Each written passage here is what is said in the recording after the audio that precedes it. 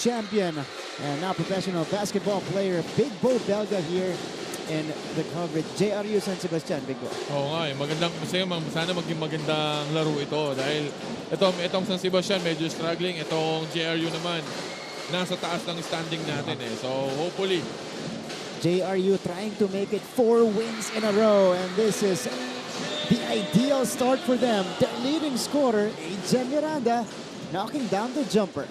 Pinapatuloy pa rin yung AJ Miranda from the previous games against Perpetual. Simula pa lang, kung makikita mo yung kumpiyansa ng AJ, talagang umaapaw. That's right. But AJ Miranda, one of his lowest scoring games against the Perpetual Altas, 6 points, pero hindi na kinailangan eh. Kasi pumutok si Argente off the bench. And that's what you like about AJ Miranda. Kapag nakikita niya yung mga teammates niya na nagsashine, so supporta na lang siya. So supporta na lang siya. Yun yung how veteran AJ Miranda is. And alam niya yung kapasidad niya kung ano yung magagawa niya for the team. That's right. Still the leading scorer though here in the NCAA. Itong si AJ Miranda, averaging 17 points per game. This is JL De Los Santos. They go to AJ, who gets denied by Una. He gets it back though. Isa pa. Shot clock violation on JRU. Maganda yung close-out ni Una doon kay AJ Miranda. Dahil nakita niya, una nakashoot na si AJ. Hindi ka na pwedeng mag-close short kay AJ. Kaya nilapitan ni Una, nasa palpal ni Una. Shot clock violation para dito sa mga heavy bombers. Making his way back to the starting unit of San Sebastian, Paeng Are. The leading scorer of the Stacks this season did not start against Benilde. Dahil si Escobedo, yung pinagsimula ni Coach John Calios doon. Kalahat, looking for a teammate miscommunication with Philip Rico. Hindi nagkaintindihan doon si Philip Rico tsaka si Kalahat. Babackdoor na dapat si Philip Rico, kaya lang naipasa na ni Kalahat sa kanya. Alright, San Sebastian with the turnover. Speaking of the Stags, here is our first report. Hatid sa atin ang kanilang courtside reporter na si Stephanie Benito. Stephanie, go ahead.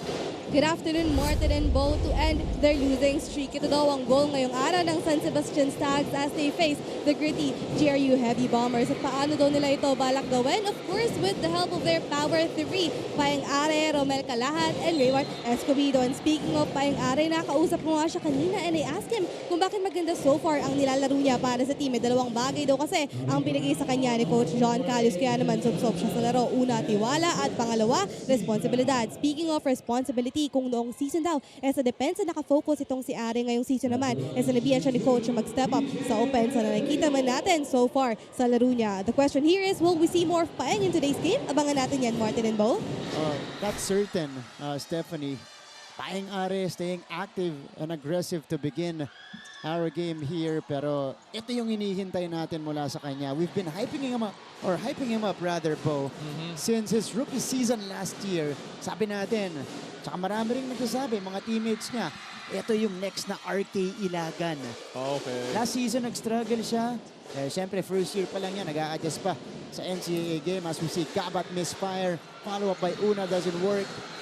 Pero itong season number 2 niya sa NCAA, mukhang nakuha na ni Paeng Are yung kanyang laro at naka-adjust na siya sa laruan sa NCAA. Oo, tulad nga nung sabi ni Stephanie kanina, nung una, depensa ang specialty ni Are. Pero nung nawala yung Ichi Altamirano, kailangan niya exert niya yung effort niya on offense. Yeah. Kasi lalo na, guardia siya. He needs to facilitate, but of course, they need also his contribution on offense. Yeah. Paeng Are is the number 5 scorer in the league, just under 16 points per game. Medina sending it out to De Los Santos, who shoots it. Too strong. Arenal corrals it. By the way, no changes in the starting unit for Coach Louis Gonzalez. This has been his starting 5 since the beginning of the season. And nice finish right there coming from Vince Sarmiento. Meantime, let's go over to JRU. Ito, may unang report na hatid sa atin mula sa Heavy Bombers. Nandito si Fatima Reyes. Fatima, go ahead. Mula sa sarili nilang pangalang Heavy Bombers, ang kupunan na ito ay tila ba parang bomba na hindi mo alam kung kailan sasabog. Martin and Bo, in short, this team is unpredictable. And so far this season, their unpredictability has been doing wonders for the Heavy Bombers. Coach Louis Gonzalez told me that the perfect formula for them is their willingness to win and wanting to be the best at getting better. And speaking of getting better, Rai De La Rosa is not yet fit to play in today's game because he's just waiting for the doctor's clearance. All in all, the Heavy Bombers gives the assurance that they will face the Golden Stags with most discipline. Yan muna sa panig ng JRU, Martin at Bo. Fatima, thank you so much. Nabanggit ni Fatima, hindi mo alam kung sino ang puputok dito sa JRU. They've been very unpredictable in season 99. And it also shows on the stat sheet, they are the #1 assist team in the league, coming in at 19.6 points per game. So they really share the basketball and they win games collectively. As we take a look at that follow-up from Ryan Arenal. And the Heavy Bombers are off to a blistering start. 6-2 lead for them. Let's go to this timeout.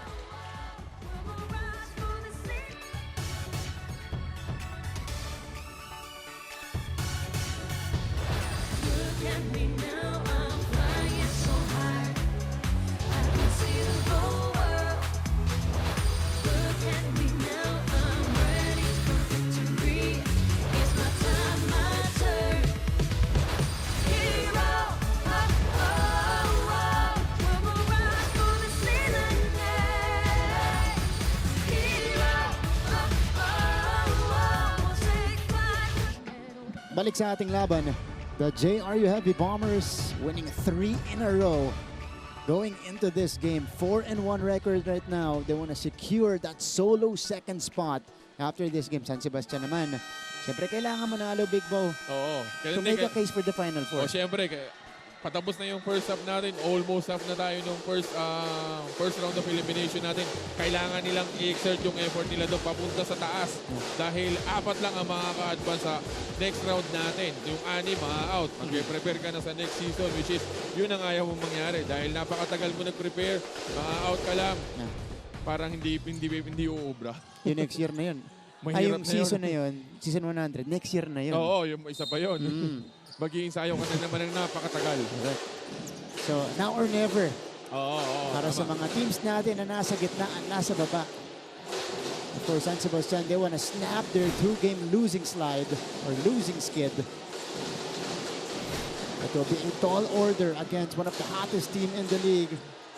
One of the hottest teams in JRU. Kalahat, nailing it from downtown. Ayun naman, talagang sinusubukan ni Romel Kalahat na i-exert yung ano niya doon sa sarili niya sa offense. Kanina, umatake siya, mintes, kaya lang nakita siyang libre sa ibabaw. Sinubukan niya rin sa labas naman. That is the third three-pointer for Romel Kalahat in season 99. James Una collects. And here comes San Sebastian. Kalahat, pinag-iisipan, same spot. Quick trigger that time. Una, missing from point blank. Kanina pa na dyan si Una sa ilalim niya. Panay ang putback niya, kaya lang malakas. It's either short, malakas. I think it's his third time to attempt a putback. Ito yung 3-point kanina ni Romel Kalahat. Sinusubukan niya sa loob pero hindi pwede. Try naman natin dito sa labas. Romel Kalahat, of course, second leading scorer nitong San Sebastian. A little over 10 points per game. A couple of players in and out for JRU as well. Pabico and Ramos checking in for Sarmiento and De Los Santos. Nandito na rin. Etong si Sean Argente. And speaking of the lineup of JRU, medyo malalim din to eh. Yeah. Kasi you were starting with Ariar, De Los Santos, tapos ang coming of the bench mo, Argente, Dionisio, Giyab. Yeah. So medyo deep din to. Kaya excited ako na pagka nagkatapat itong dalawang to ng ng Lyceum and JRU eh. Oo. Dalawang malalalim na team, ano? Pabico losing his Ganda defender, ng the pass. extra pass. And that's a bucket and beyond for Joshua Giyab. But credit half of that point to Theo Jan Pabico. Oo. They're not gonna be in the #1 spot in assist kung hindi sila marunong mag-share ng bola. One good example doon, umatake itong si Pabico. Kumumit itong si Sumoda. Dinam niya kay Giyab. Yeah. And one pa. Ito daw yung resulta, Big Bo, ng 80-plus games in the off-season. Itong last year, 80-plus games ang kanilang nilaro sa iba't ibang pre-season leagues. Oo. Kaya talagang ganito na yung chemistry nila. Malaking bagay din kasi talaga na nag-ano kayo eh. Yung kayo as a team na nakikipaglaro kayo sa mga iba't ibang collegiate level eh. Yeah. Sa iba't ibang collegiate league eh. Rather than practicing everyday na kayo-kayo lang eh. Parang kumbaga, same player na magkakalaro. Yan. Mananawa ka eh. Correct. Mas gusto ko ako as a player, mas gusto ko na nakikipag-tune up kami kesa nagpa-practice ako everyday. Oo. Para rin matansya mo kung nasan ka na. Oo, isa As a pa team, yun. yeah. Kumbaga, masusubukan mo kung hanggang saan na yung level of conditioning mo, kung hanggang saan na yung level of yung chemistry nyo, kung as a team. Kasi magkaka-team, isang buong team kayo, kalaban nyo isang buong team eh. Yeah. Unlike sa practice, kayo-kayo eh. Kayo-kayo lang din eh. That's right. Iba yung intensity rin pagka kakampi mo rin yung kalaban mo. Siyempre, may tendency ka na, hindi, relax lang, baka may injury tayo parehas. Yeah. Oo, Di ba? nga. Yung mga ganun eh. Pero pag kalaban mo talaga, siyempre binibigay nila sa'yo yung totoo nilang laro. And JRU again, hard work paying off for them. We're seeing the familiarity and the maturity of this team. And they get the basketball. Again, this time, di lang naka-finish si Pabico. Kanina, si Pabico ang pinasahan. Ngayon naman, si Gia bang pumasa kay Pabico. Kaya lang, hindi na finish ito ni Pabico. Here comes Jesse Sumoda. San Sebastian staying close. Ayun lang. Offensive foul against Sumoda. Mas bigger kasi itong si Sumoda para kumpara mo dito kay Pabico. Kaya nung talagang in-insert niya yung sarili niya on offense dun sa baseline, medyo napalakas. Ayun na. May konting tulak at Medyo forehand. nawala sa action, nawala sa picture si Pabico eh. Ako, Sa laki nito ni Sumoda eh. kahit malaki rin si Pabico, hindi ako magtataka kung bakit siya natumba doon. Oo. Malaki itong si Jesse Sumoda. Here's Ramos blowing by his defender. Argente hits the back iron. And here comes Alex De Soyo, the captain of this tag. Sumoda, this guy has range, but he comes up short. Medyo nailabit ang mga big man ng Baste sa labas. Una, si Kalahat, 2 3-point. Ngayon naman, si Sumoda. Pero yun nga, hindi naman sila titira ng ganyan kung hindi nila pinapractice yan eh. Saka good shot naman, libre. Oo, mag-isa eh. May timeout tayo dito. Tinawag ni Coach Louie Gonzalez and JRU.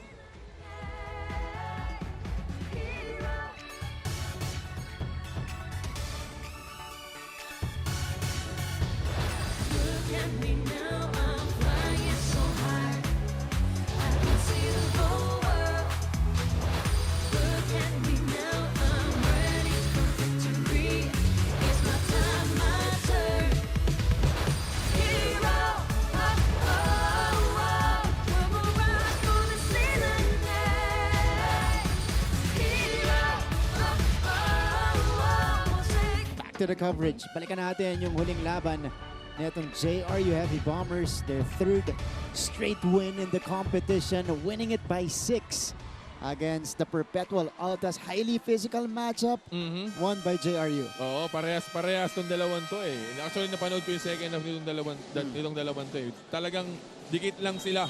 Pagdating ng dulo, medyo meron pang natira sa sakahan itong mga taga JRU eh. Kaya doon sila umalagwa talaga. Ito namang San Sebastian, baliktad yun nangyari sa kanila. Oo, ito naman. Sa huli sila bumitaw against Benilde. Actually, Diba? ano rin to eh.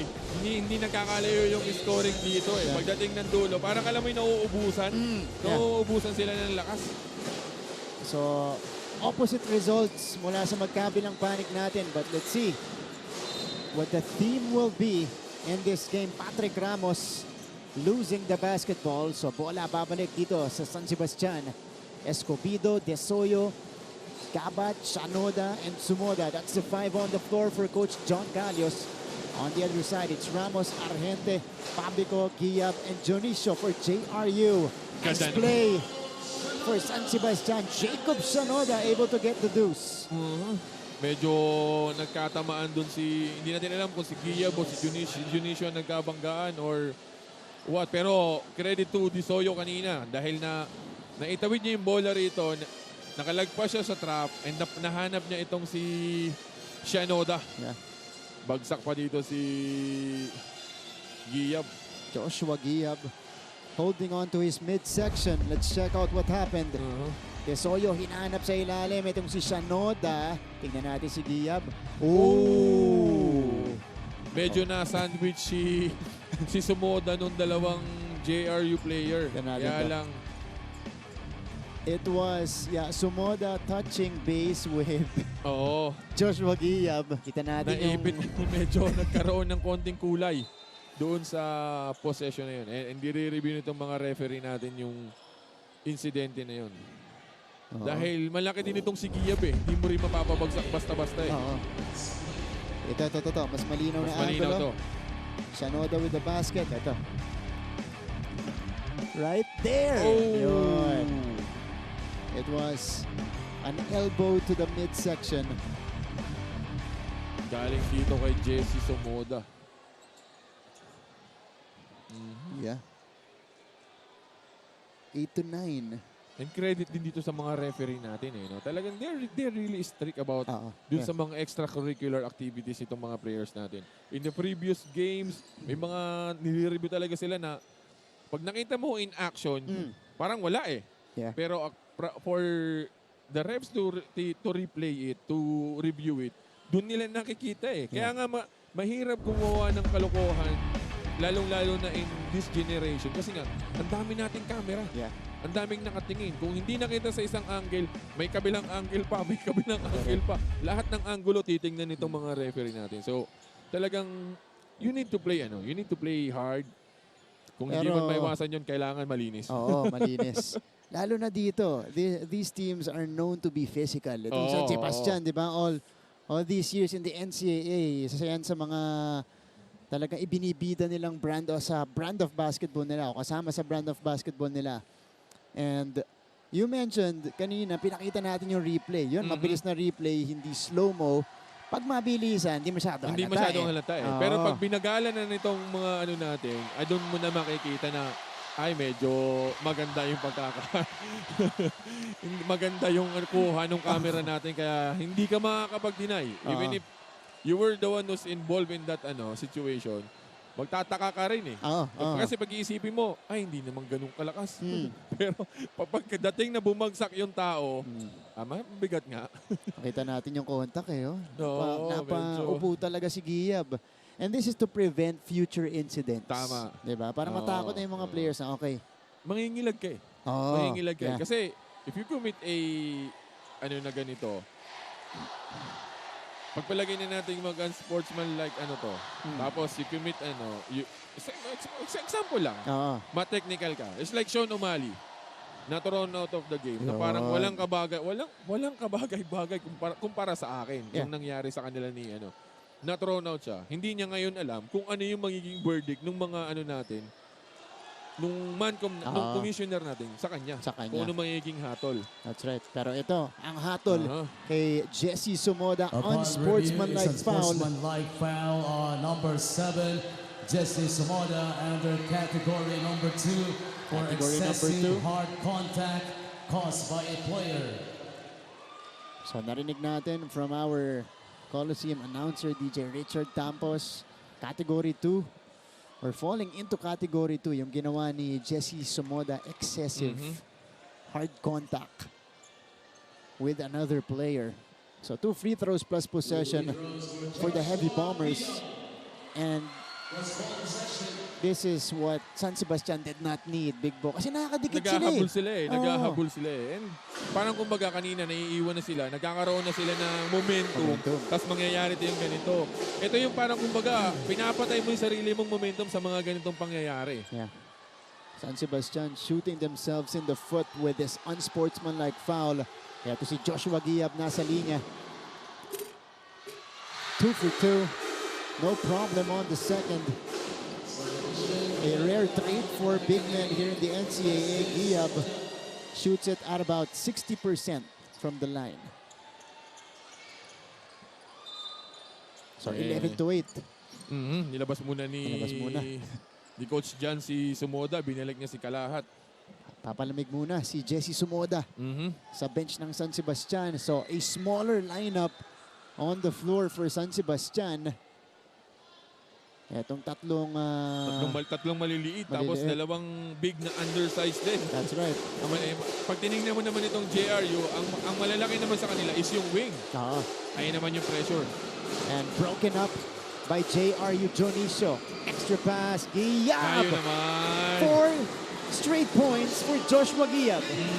Meron ng tira si Junicio John, pero nakita niya itong si Giyab, mas libre sa side. Pull up, one-hander.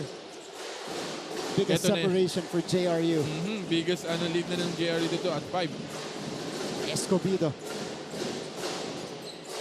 Pinapantayan ni Argente. Burado. Si Kalahat. Gabat. In and out. Kalahat offensive board. Kalahat wala. Ayun naman. Ganun ulit. Same scenario with una kanina. Nare-rebound nila. Offensive rebound. Kaya lang hindi nila na-finish dun sa putback. Pabico swings it to Ramos. Ramos has it. Argente. Out of time here for JRU. Oh, Giyab couldn't get the catch. Pinasa sa tuhod ni Junicio. Hindi talaga makukuha yun. Eto naman. A good aggressive move in transition from Ralph Gabat. Tignan natin. Ito nangyari kanina. It was the passing in transition of JRU prevailing as they were able to break the press. Joshua Giyab nailing the short stab. No, they were looking for the free guy talaga eh. Hindi nila ipinipilit. Pag may tao sa harap, hanap tayo ng iba. And they, so far, nagiging successful sila. Kaya natin assist ng JRU. 3 assists so far in 5 field goals for JRU. Ito si Ralph Gabat on your screens. One half of the Gabat brothers sa lineup ng San Sebastian. Yung kanyang kapatid, parte kanina ng starting unit, si Rex Gabat. 1 out of 2. And here comes AJ Miranda. Speeding the other way. Oh! That bounces out for Giyab. Ang ganda naman yung dish na yun. Hindi lang talaga na-finish. Still. Ayun na. What a dive from Pabico. And it's a free lane for AJ Miranda. Dito mo makikita yung maturity nitong mga taga-JRU. Alam nila kung paano pressure. Ayun na naman. Muntik na yun. Pero ito, Shanoda had to adjust. Mintis na naman. JRU will get the steal. But a foul given up by Desoyo. And that's gonna be an unsportsmanlike foul as signaled by Toti Celeste, the crew chief of our referees. Kasi merong tao sa harap. Ito yung steal kanina. What a dive right there by Pabico, if I'm not mistaken. And then that left AJ Miranda with a free path to the rim.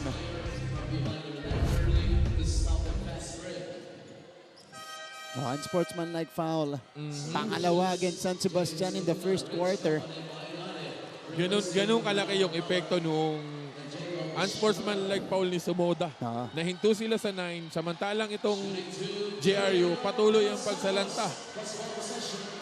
Kumbaga, nung binigyan nila ng breather itong JRU, Green up ng Green up, JRU.